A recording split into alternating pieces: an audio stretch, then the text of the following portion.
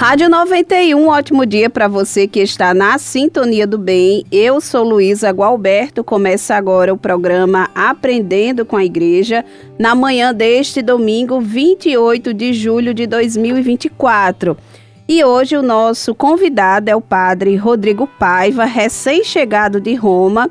Ele concluiu lá o mestrado em Teologia Fundamental pela Pontifícia Universidade Gregoriana e também uma pós-graduação na Pontifícia Universidade de Santo Tomás de Aquino, ambas em Roma. E vamos falar um pouco sobre essa conclusão desses trabalhos, né, de pós-graduação e também um pouco dessa volta dele aqui à Arquidiocese de Natal. Um ótimo dia, Padre Rodrigo, bem-vindo aqui ao nosso programa e bem-vindo de volta, né, à nossa Arquidiocese. Bom dia. Bom dia, Luísa. Bom dia, querido ouvinte, querido irmão, querida irmã, de longas datas desta nossa amada 91.9, muito obrigado pela acolhida, muito obrigado por estar entrando em sua casa nesta bela manhã de domingo, vivendo esta experiência do Dia do Senhor. E, para mim, uma alegria muito grande poder voltar à nossa arquidiocese, voltar para casa, para o seio da minha família, para entre os amigos, dentre os quais a nossa querida Luísa. Portanto, um bom dia e um bom domingo a todos. Pois bem, Padre Rodrigo, e aí para começar essa nossa conversa, eu queria que você falasse um pouquinho como é que foi essa experiência de estudar em Roma, não é? Acredito que é uma experiência bem diferente daqui, do Brasil. De fato, Luísa, a experiência de estudar em Roma é uma experiência desafiadora por vários motivos. Primeiro, porque te desloca, ou seja, te faz sair daquele teu ambiente, te faz sair de junto dos teus contextos, daquilo que para você era já o comum, onde você cresceu, onde você fez as suas experiências de vida. E aí falo especificamente de mim, aqui para Natal, para a Arquidiocese. No máximo, quando eu era menorzinho, quando eu era pequeno, ainda morei no estado do Rio de Janeiro, na cidade de São Pedro da Aldeia. Digamos, foi o lugar mais distante que morei aqui no contexto, mas sempre no Brasil, enfim. Então, este sair daqui de Natal, do Brasil, para ir para um outro lugar e estudar, tem este desafio de descontextualizar, né? Desconstruir este ambiente de segurança. Mas aí com isso traz consigo também os bons efeitos, as coisas que de fato podemos dizer que entram para a nossa bagagem de vida como algo bom, como algo salutar. Então, dentre estas, eu destaco aprender uma nova língua. Aprender o italiano foi muito interessante, interagir com a vida italiana, interagir com eles, com as pessoas que conheci, com as famílias, interagir com o modo de estudar daquele país, que é um pouco diferente do nosso. Claro, os objetivos são os mesmos, a capacidade que as universidades oferecem aos alunos são muito parecidas, mas os métodos são diferentes, e isso é interessante porque na medida em que você aprende um novo método, você consegue casar com os que nós já temos aqui e um aperfeiçoa o outro. Neste contexto acadêmico, acho que uma das grandes coisas que posso dizer que trago comigo é esta capacidade um pouco de ver o mundo além do Brasil, que eu acho que foi de uma precisão gigante. Poder ter esta experiência em Roma foi perceber o quanto somos capazes de aprender com outras culturas, com outros relatos, com outras experiências, com outros modos de fazer a mesma coisa que nós fazemos aqui. Então, eu acho que das coisas mais especiais que posso destacar desta experiência em Roma foi a capacidade de mundo que dá esta experiência de estudar em Roma. Além de tantas outras, que, por exemplo, a questão de conhecer uma nova cultura e ali conhecer outras tantas culturas no quesito da culinária, do quesito do modo de fazer as coisas, da literatura daquele país da Itália e também dos outros países dos colegas que moravam comigo no colégio onde eu morava, enfim, para dizer que foi uma experiência muito importante, mas não deixou de ser uma experiência desafiadora, porque paralelo a todas essas coisas tão boas, existe também aquilo que são as exigências e dificuldades. Dentre elas, acho que a mais veemente, a mais forte seria a saudade. A saudade de casa, a saudade da família, a saudade dos amigos, a saudade do contexto. E num primeiro momento, talvez a adaptação àquela cultura de fato também foi bastante exigente. Sobretudo quando a gente entende que nós temos um estilo de vida muito singular, por mais que sejamos descendentes de uma, digamos assim, imposição de colonização europeia. Mas ainda assim nós temos muitos traços nossos. E nesses confrontos entre o que era a minha vida aqui e o que eu precisava aprender para viver bem lá, também foi um pouco exigente. Em suma, Luísa, posso te dizer que foi sim uma boa experiência, mas uma experiência bastante exigente.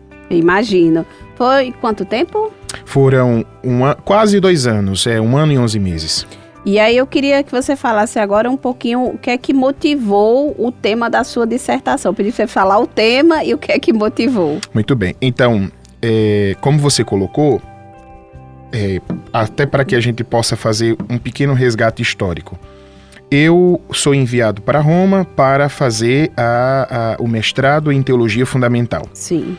E aí, para que possamos, digamos, entender bem essa questão da teologia e da teologia fundamental, o porquê, quais são as nuances, os critérios e o que é que motivou esta ida para lá. Então, é importante primeiro entender que a nossa ida para Roma, normalmente os padres saem das suas dioceses, às vezes ainda seminaristas ou diáconos transitórios, vão para Roma ou para outros lugares. Por exemplo, aqui o próprio Brasil recebe em Minas Gerais, em São Paulo, em Recife, colegas padres e formandos de outras partes do mundo e do Brasil também para fazerem isso.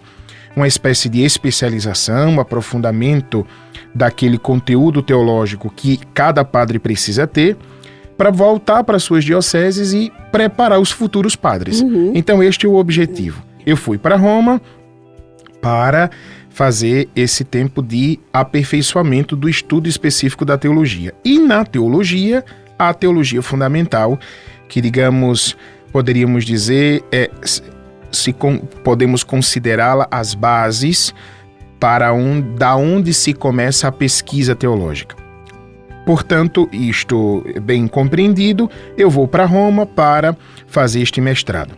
E aí, durante o percurso do mestrado, enquanto as disciplinas iam acontecendo, me aproximei muito de uma base de pesquisa que tinha lá, que era a base de pesquisa sobre o ecumenismo. E a minha professora, aquela que orientava, me indicou, portanto, fazer uma especialização, uma espécie de pós-graduação em uma outra universidade, que era exatamente fazer especialização em ecumenismo e diálogo interreligioso. Portanto, por isso que entra o contexto do ecumenismo e do diálogo interreligioso dentro desta missão macro que foi a minha ida para lá. Então, sobre a dissertação, que foi o trabalho de conclusão para o mestrado, eu tratei sobre o seguinte tema: a relação da economia da salvação e da história, segundo a teologia da história de um autor francês chamado Henri Irénée Marot. O que isso significa? Traduzido, né? Economia da salvação não é, digamos assim, o nosso cofre e nem também o terreninho que a gente tem que comprar lá no céu. Economia da salvação é exatamente a palavra economia neste contexto, que é muito mais do que falar em algo que se adquire ou algo que se administra, mas algo que se realiza. Economia em senso de espaço-tempo para que se realize uma determinada coisa. E economia da salvação, portanto, é a história sagrada, a história do amor de Deus por nós, o seu plano de amor por nós. Portanto, este plano de amor que Deus tem por nós, que começa desde o momento em que Ele deseja se mostrar quem Ele é para que o seu amor possa atingir um destinatário específico, que somos nós. Desde ali, ainda antes da criação, começa essa experiência de economia da salvação. Deus nos quer salvar antes mesmo de nos criar. E isto se dá exatamente pelo seu amor. E a minha tese, a minha dissertação é exatamente mostrar que isto se dá de uma forma real na história humana, na história de cada um de nós, na história da humanidade, na construção das relações interpessoais, no movimento das coisas, nos movimentos históricos, nas questões que são próprias da humanidade, porque, como esse próprio autor fala, o Henri Irinemaru, não podemos destacar o plano de Deus para nós, ou seja, não podemos destacar o objetivo da salvação da relação entre Deus e a humanidade.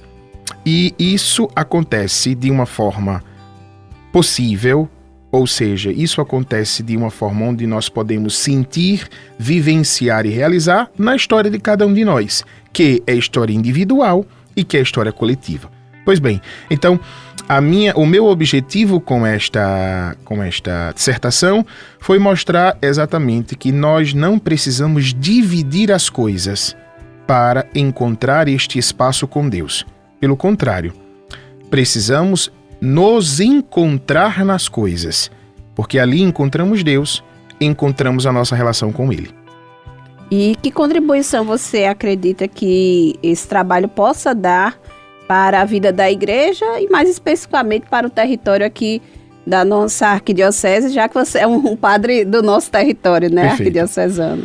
Bom, Luísa, então, em primeiro lugar, dizer que falar sobre este movimento entre história como contagem de tempo, acontecimentos, relatos, fatos, e dar a ela um outro sentido, a palavra história também agora, sobretudo, como espaço onde se realiza a vida, tempo onde acontece a vida, é enaltecer, sobretudo no nosso contexto de Arquidiocese de Natal, seja o que nós temos de conteúdo histórico, a história da nossa arquidiocese, a beleza que é a história da nossa arquidiocese, e mostrar que ali, no contar dos fatos, do narrar acontecimentos, percebemos nitidamente a ação de Deus acontecendo entre nós.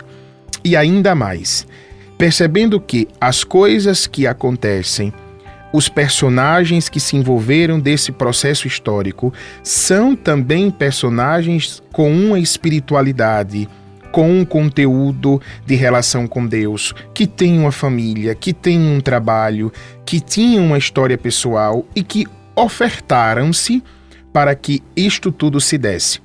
Isto aconteceu, isto acontece, e isso vai acontecer sempre até que Nosso Senhor venha definitivamente. Somos sempre colocados dentro de um processo onde constrói-se a partir da realidade, a partir das nossas ofertas, a partir da nossa história de vida e segundo a inspiração de Deus, segundo o movimento natural do Espírito Santo, que vai fazendo com que esta relação entre este Deus amoroso e a nossa experiência de vida humana possam fazer um belo casamento. Então, é isto. Oferecer ao menos a reflexão, Luísa, digamos. Oferecer essa reflexão à nossa arquidiocese. Sem dúvidas, Padre Rodrigo. O senhor continua aqui com a gente e teremos ainda mais conversa, né, sobre esse assunto aqui no nosso programa. E você que está em casa, no trabalho, no seu deslocamento, não sai da sintonia do bem, que a gente vai a um rápido intervalo e volta já.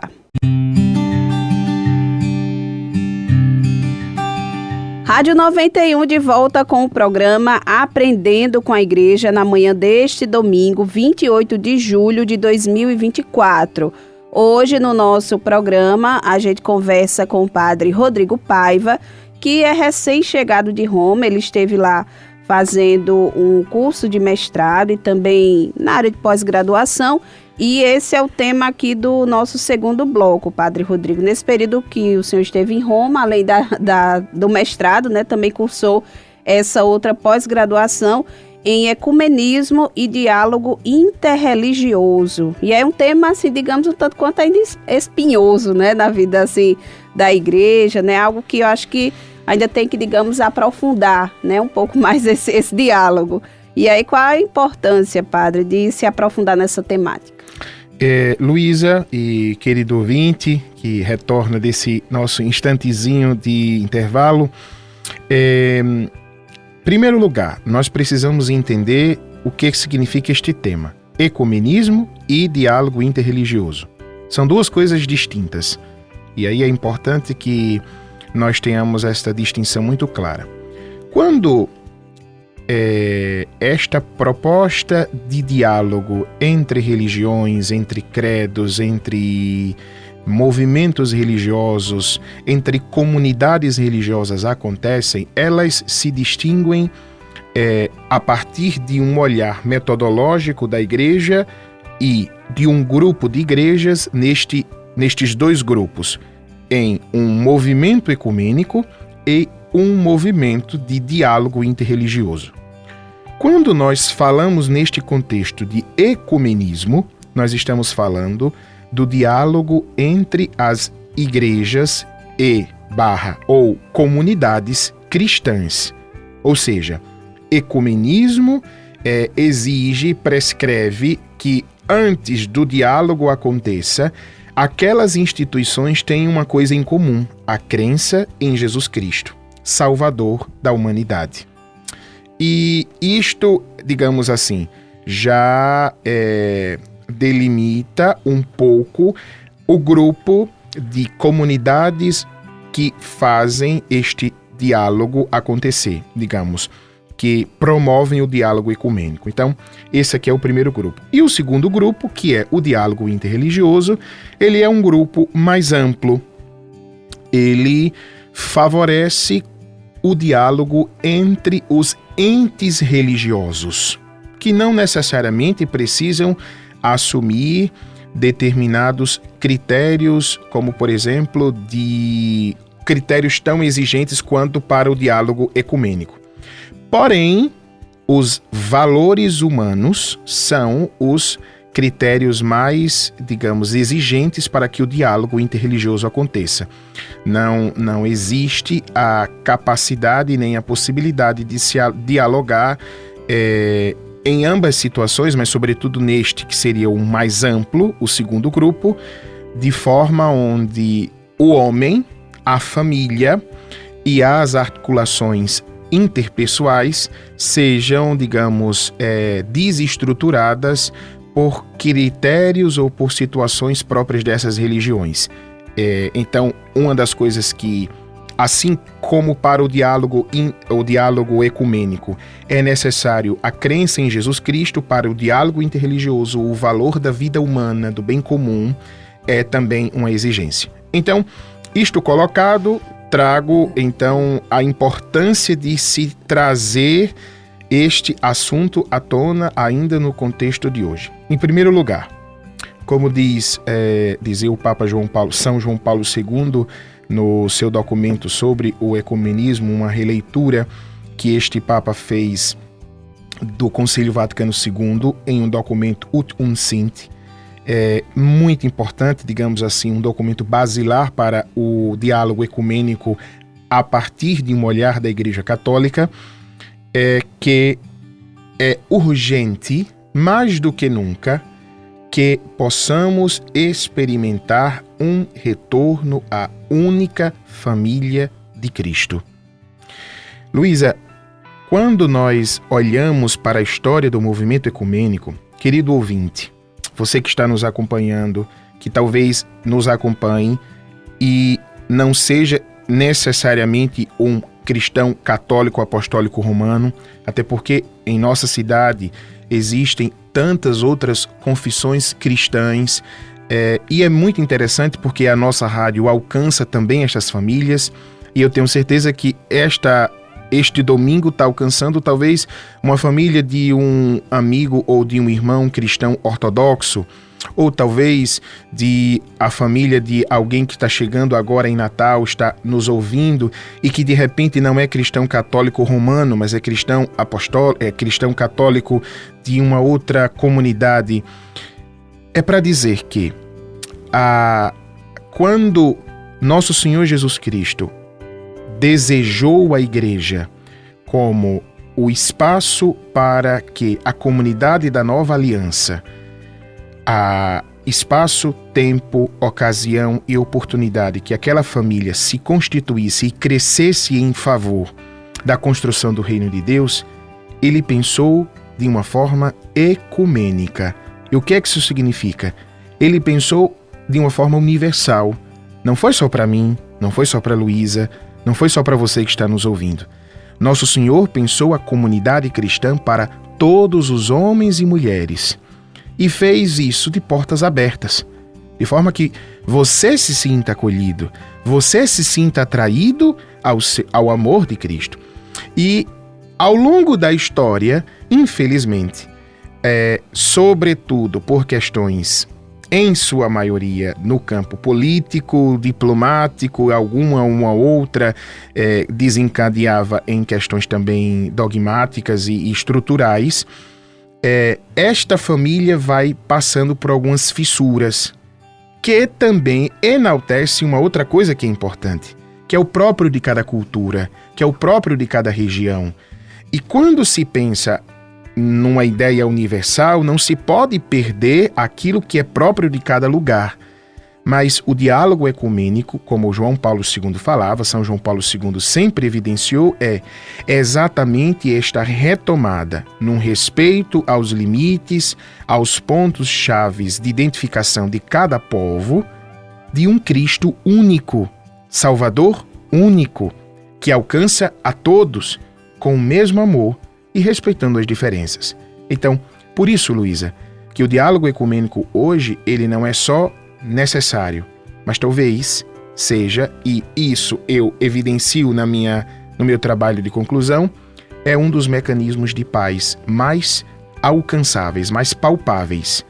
Porque quando você coloca o discurso ecumênico, ou mesmo o discurso religioso, como parâmetro de pacificação, você consegue alcançar um valor, uma propriedade humana que é o homem religioso. Todos nós temos essa propriedade, inclusive aqueles que não creem em nenhuma divindade, os nossos irmãos ateus. Inclusive eles têm, segundo a antropologia, a capacidade religiosa, ou seja, o sair de si e o atribuir a um ente externo, ao transcendente, aquilo que ele precisa acreditar ou até mesmo desacreditar. Então, é aí que precisamos nos colocar como um meio para fazer com que a paz, ao menos no diálogo interreligioso e ecumenismo, possa se dar.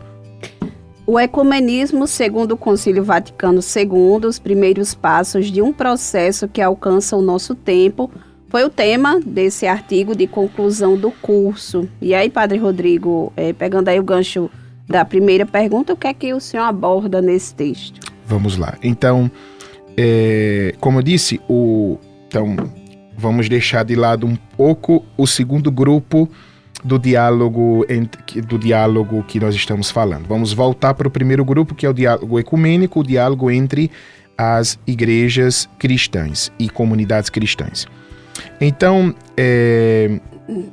no fim do século XIX e início do século XX, Luísa e querido ouvinte, minha querida irmã, começa na Europa um movimento Europa e também América do Norte, um movimento muito intenso para que o que antes era motivo de separação, que ainda descendia da Reforma Protestante e ainda descendia de um nacionalismo muito exagerado de algumas igrejas ortodoxas e da autodefesa da Igreja Católica, no nosso caso, sobretudo nas consequências do Concílio Vaticano I, começa a surgir ali uma terceira via, digamos assim, uma via de saída, onde o trabalho social de figuras que vinham de outras religiões, de outros contextos e de regiões, pensando num senso solidário, alcançar um objetivo comum. Então ali começa a nascer, Luísa, o que nós temos hoje do diálogo ecumênico. Começa a nascer naquele contexto ali. Até que, de uma forma muito resumida, aquilo que entendemos hoje como o Conselho Mundial de Igrejas, que nasce como essa experiência de um movimento ecumênico, vai trazendo figuras, sobretudo do campo protestante, cristão protestante, das igrejas do centro da Europa e do norte da Europa, muitas inclusive do norte da Itália, para irem se constituindo como essa comunidade que não tem um rótulo específico em senso de religião ou de crença ou de confissão religiosa, mas que tem Cristo como esse único Salvador, e para promover especificamente a ação solidária do Cristo que quer a família cristã. O passo seguinte foi dar motivos de fé a isso. E entra então um movimento um pouco mais acadêmico. E esse movimento ecumênico, mais acadêmico, casa junto com aquele movimento de ação e forma o que hoje a gente entende como esse movimento ecumênico um pouco dentro do Conselho Mundial das Igrejas. Porém, a igreja, desde aquele período, via tudo isso de uma forma muito, usando assim uma expressão bem popular para que a gente entenda, parecia que estava de camarote, assistindo todo esse movimento ecumênico nascer. Porém, não era bem assim. Nas bases, alguns sacerdotes, alguns bispos em suas dioceses, sobretudo nestas regiões que eu citei, eles faziam no que era possível, porque a gente também precisa entender que a igreja está dentro de um processo histórico, não é que a igreja é a vilã de tudo isso, existe um processo histórico por trás, ia deixando como de uma forma capilarizada que esse movimento chegasse ao corpo eclesiástico por meio das bases, por meio dos pequenos momentos. Tanto é que, durante todo esse processo, a provocação para o Concílio Vaticano II também traz consigo uma provocação ecumênica. Por quê? A igreja precisa posicionar-se em relação ao que o mundo hoje necessita de digamos assim, de uma coerência com o evangelho. Como é que você, cristão, como é que você, cristã, como é que você, igreja, independente de qual que você seja, fala de um mesmo Cristo, o Cristo dos evangelhos, o Cristo da Sagrada Escritura, e vive divisão, e vive essa particularidade e alimenta essa dentro da mesma família? E aí entra esta experiência conciliar que, graças a Deus, São João 23 traz consigo de uma inspiração divina muito grande e provoca com que os padres conciliares, os bispos ali, escrevam, falem, definam, apresentem a palavra da igreja sobre o ecumenismo. E a palavra da igreja sobre o ecumenismo é esta, e é a que eu falo no artigo. Está urgente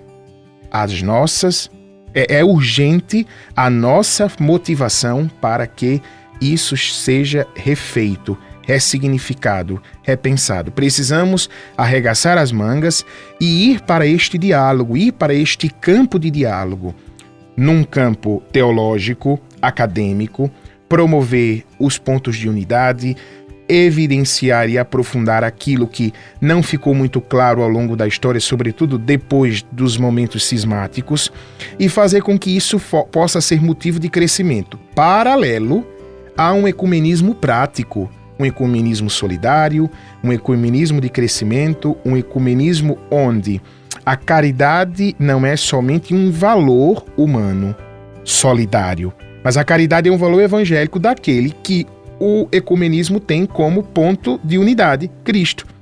Então, em resumo, o meu artigo evidencia que, do Concílio Ecumênico Vaticano II até hoje, nós temos o Cristo como critério ecumênico. E não existe como fugir disto se eu sou cristão. Então, minha querida irmã, meu querido irmão, imaginemos que você seja da Igreja Batista, ou que o seu irmão seja da Igreja Ortodoxa lá da Romênia. Mas se nós cremos em Cristo e acreditamos que evidenciar mais as nossas diferenças seja motivo que nos aproxima deste Cristo, nós não estamos falando do Jesus dos Evangelhos. O Jesus dos Evangelhos une a família e não divide. Então, foi isso que o concílio colocou como bases e que a gente precisa desenvolver ainda muito mais hoje, Luísa. Sem dúvida. Padre Rodrigo, o senhor continua aqui com a gente e quem está nos acompanhando aqui pela Sintonia do Bem também não sai da Rádio 91. Vamos a um breve intervalo e daqui a pouco a gente volta com o terceiro e último bloco do programa Aprendendo com a Igreja.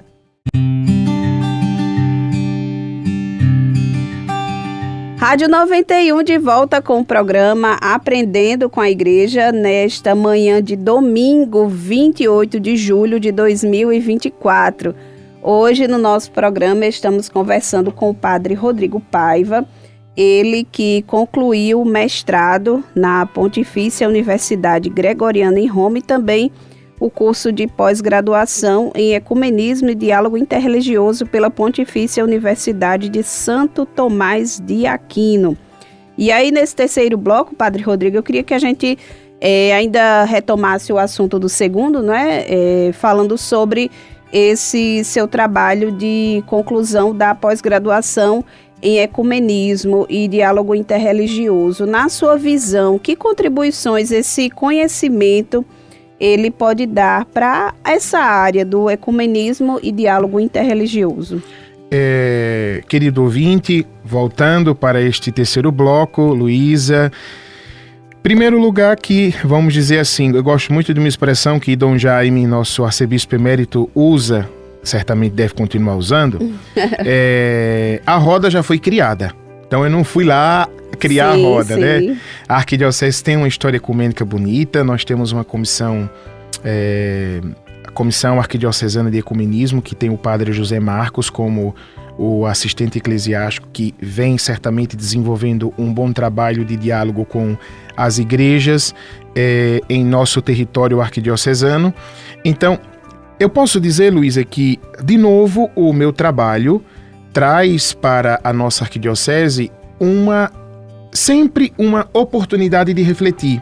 Eu acho que mais do que especificar ações, práticas onde o trabalho de determinada pessoa pode trazer para determinados lugares, eu acredito que neste meu caso, eu talvez não traria um evento ou traria um projeto articulado de um plano de ação.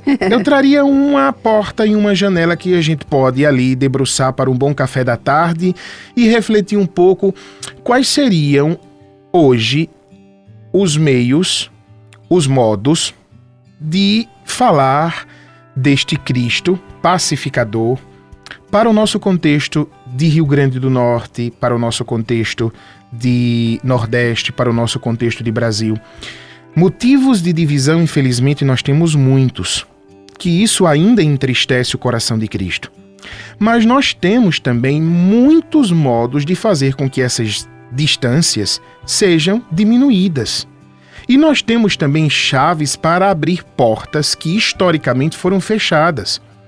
E interessante que a nossa arquidiocese já ofereceu não somente ao nosso território, mas também ao mundo, tradições ecumênicas muito valiosas. Por exemplo, nós não precisamos ir muito longe, a campanha da fraternidade. Sim. Se nós olharmos para a campanha da fraternidade como ela nasce, nós vamos entender muito bem como nasce o movimento ecumênico. Nasce da solidariedade. É quando o evangelho alcança primeiro o modo de fazer do que os ingredientes do bolo.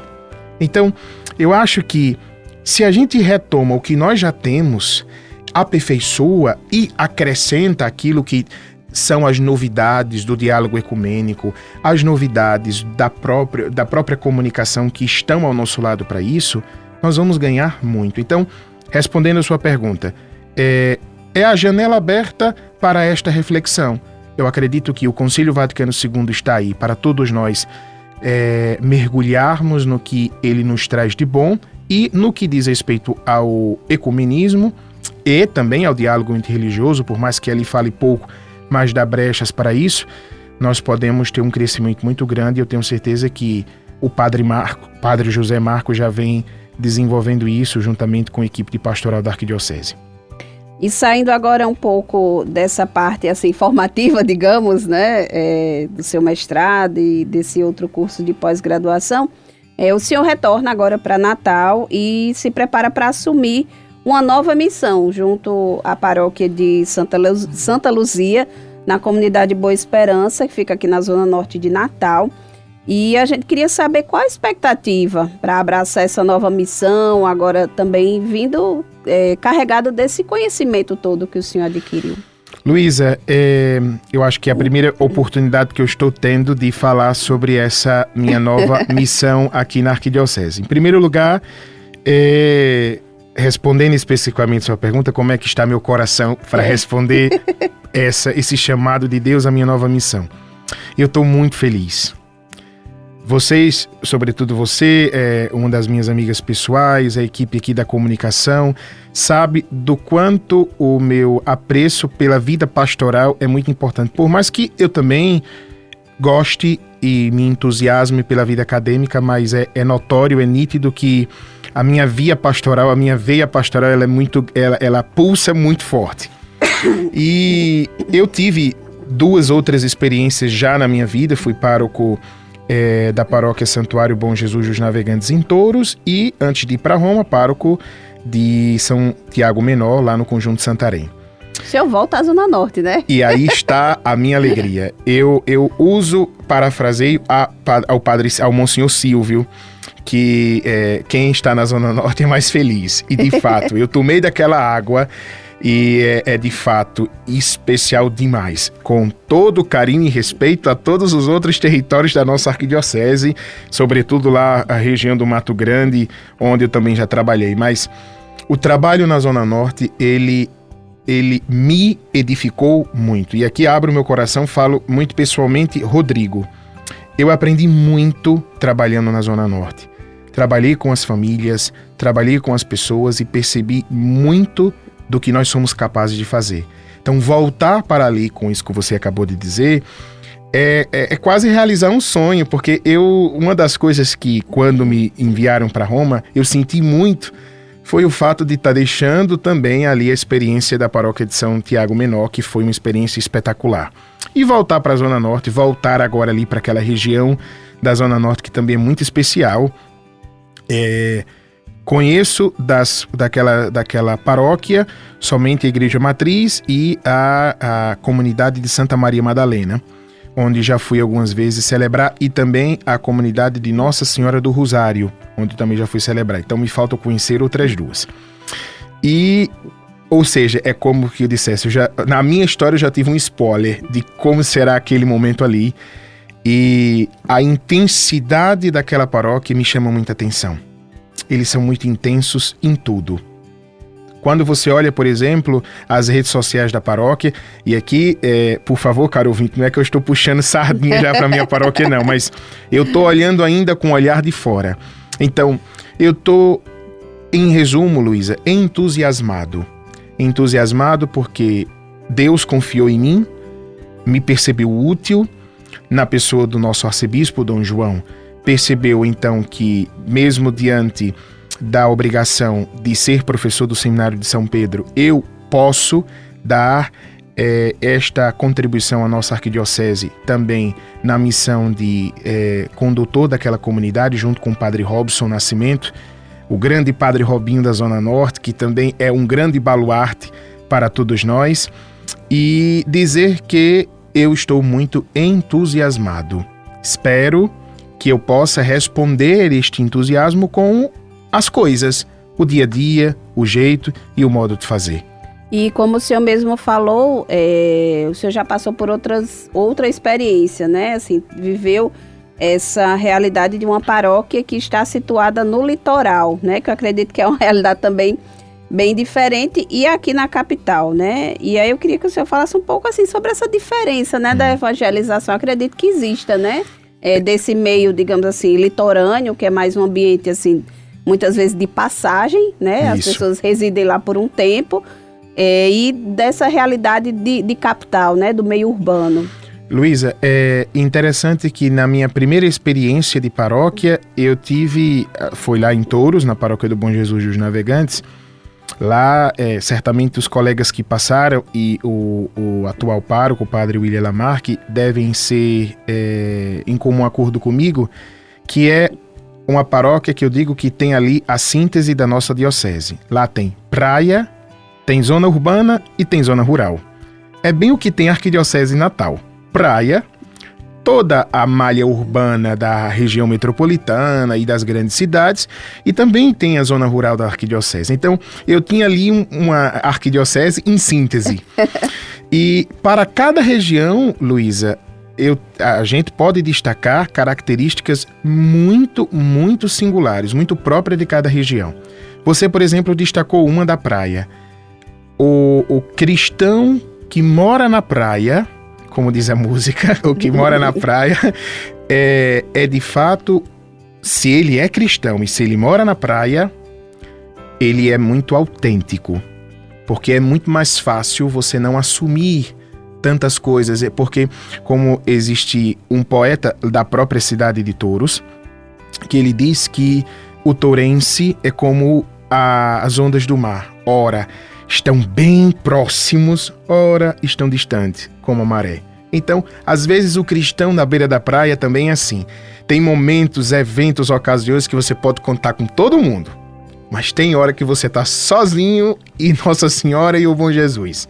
E aí você também tem aquela região um pouco mais urbana, que também tinha as suas exigências, as famílias jovens que iam crescendo, que iam chegando para trabalhar, para estudar, e tinha grande zona rural, que digamos era a maior parte, é a maior parte da paróquia, hoje inclusive com a área pastoral. Isso, houve esse desmembramento.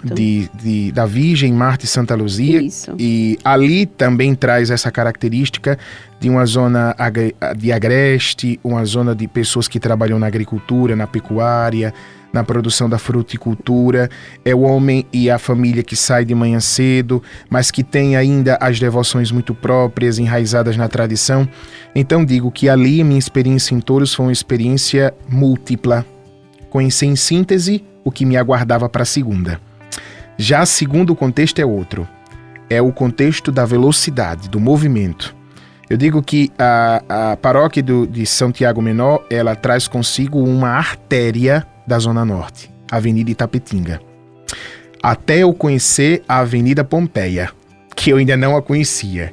Então, digamos que ela traz consigo essas duas artérias pulsantes da cidade do Natal, sobretudo da Zona Norte. Então, fazer o evangelho acontecer ali, naquele comércio, naquelas famílias, naquelas pessoas, nas outras comunidades, nas comunidades do Parque Floresta, do Nova República, do Alvorada, da própria Santarém, o desafio era este: fazer o evangelho ter linguagem de cidade, fazer Jesus Cristo falar para o homem do comércio, para o homem que vai no ônibus, para a família que está que precisa deixar os filhos na creche, para o pessoal da feira, para o pessoal que tem família no interior, para quem tem muita vitalidade também das tradições, para o homem e a mulher que trabalha na Zona Sul, que trabalha nos shoppings, mas à noite está na paróquia, chega cansado, mas vai para aquela reunião de pastoral. Então,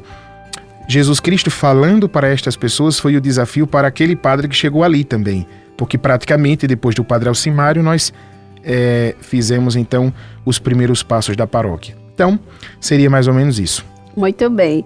Padre Rodrigo, a gente já está aqui se encaminhando para o encerramento do nosso programa, mas antes da gente encerrar de fato, a sua posse lá em Boa Esperança vai acontecer no dia 9 de agosto, né? Isso. E aí, como é que vai ser essa programação do dia 9?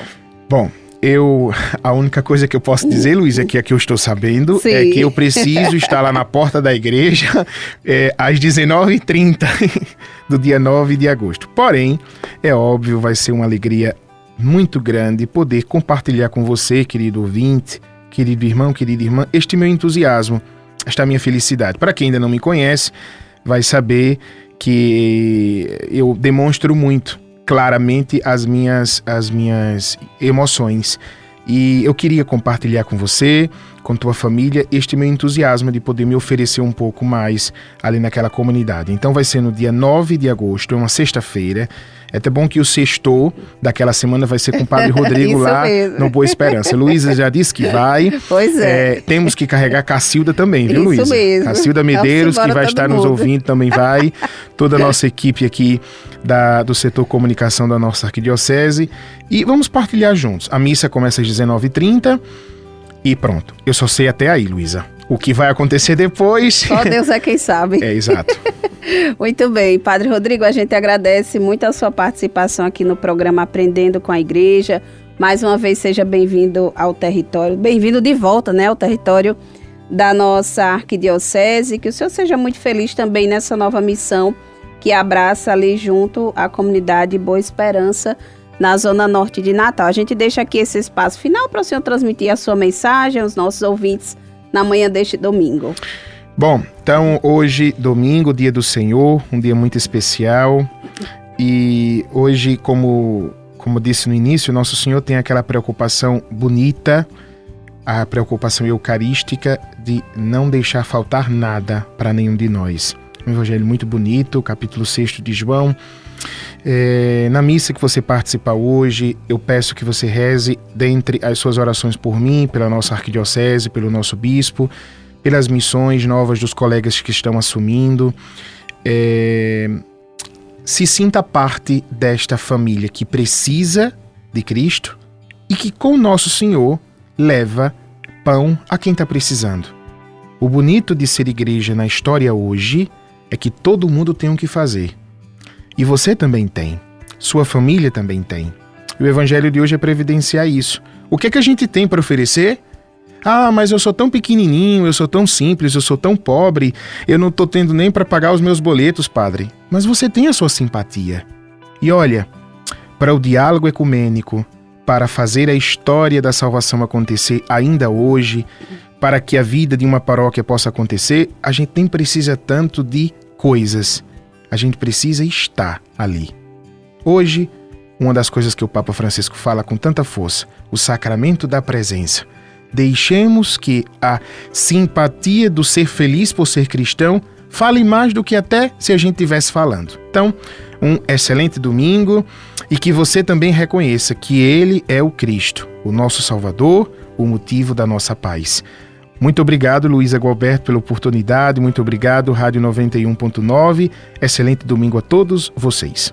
Um excelente domingo, Padre Rodrigo. Seja sempre bem-vindo aqui ao nosso programa. E obrigada a você também que ficou conosco aqui na Sintonia do Bem, nesta hora, aprendendo mais sobre a nossa igreja. Não sai da Rádio 91 porque vem chegando a transmissão da Santa Missa diretamente da Catedral Metropolitana. E você já sabe, na semana que vem, a partir das 10 horas da manhã, tem mais uma edição do programa Aprendendo com a Igreja. Fique com Deus, um ótimo domingo e até semana que vem.